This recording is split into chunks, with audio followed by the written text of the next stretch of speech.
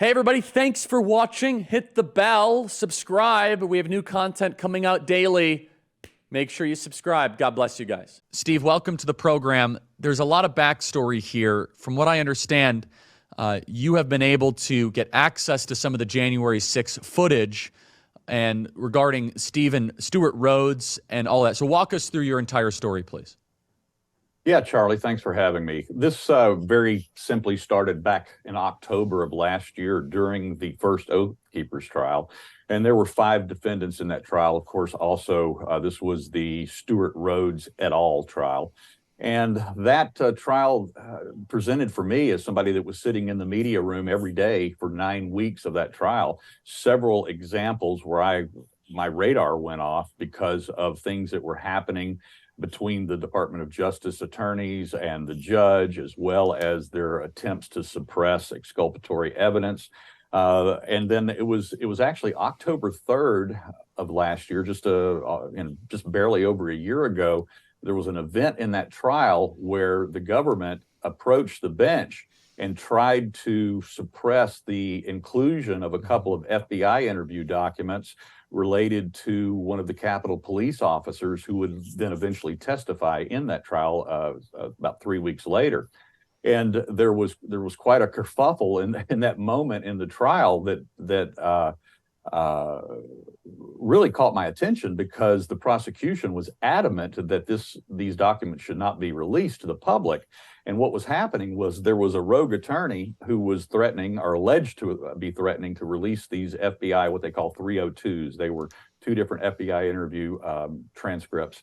And as a result of that, the judge did something that I've never seen before.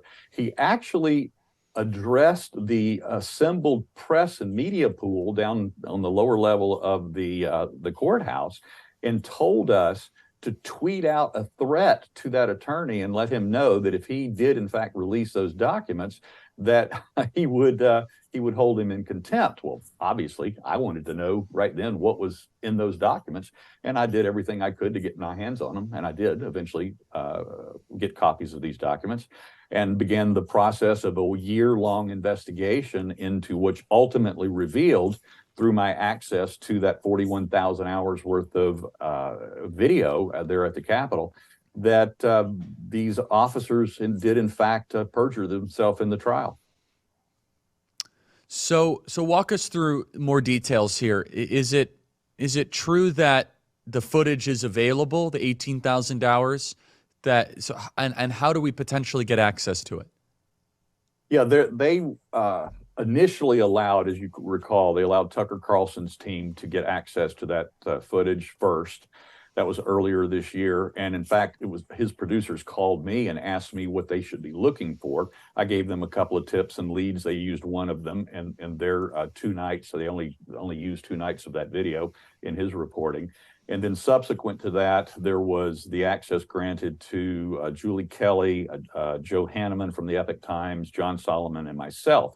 And essentially what Congress, or the staffers there at the Oversight Committee, subcommittee, were using us for was guinea pigs to develop a system of process and procedures guideline where they would eventually open all of that up to the press at large. And they did do that just a month or so ago. They finally issued that guidelines and procedures. But now the pause button has been hit on that because there's no Speaker of the House right now, and so nobody's making any decisions. And that opportunity has been temporarily paused until we learn who the new Speaker is and what their new rules will be. So how do we then get access to all the footage and get it on the internet to have people to go through it? Because I know other people that in their defense have been unable to get access to footage. Yeah, unfortunately, that's the one thing that they are not granting, is full and total access to everything. As you recall, McCarthy, when he was campaigning for the speakership earlier this year, he promised that all of that footage would be released to the American people. And then, of course, because he was pressured because, quote unquote, security concerns and the like, that they changed their mind and then started the process of this limited access. So you actually have to apply. You have to go through a process. There's an email address issued by Congress that you apply for access, and then you get a few hours per week if you're lucky enough to be granted that time and be scheduled in. But the reality is something you keyed on just a moment ago, is that there are over 1,700 cameras worth of footage from that day available in that treasure trove of video. But in discovery, the trial's defense attorney, or the defendant's defense attorneys, have only been granted about 650 cameras worth of access.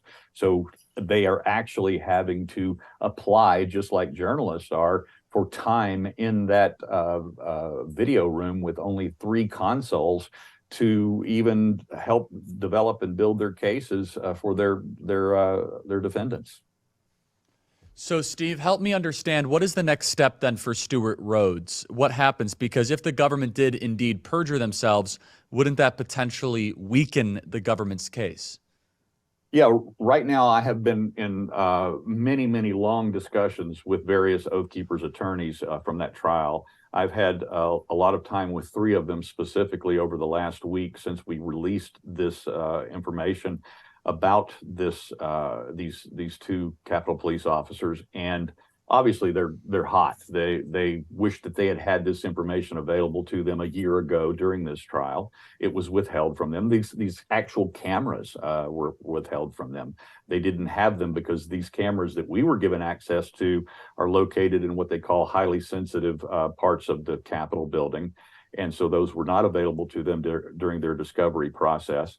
And so there are talks right now between the various Oath Keepers defense attorneys to file emergency motions to get the attention of the judge, to get the attention of the Department of Justice, and maybe get an accelerated appeal process so these circumstances can be presented to the court.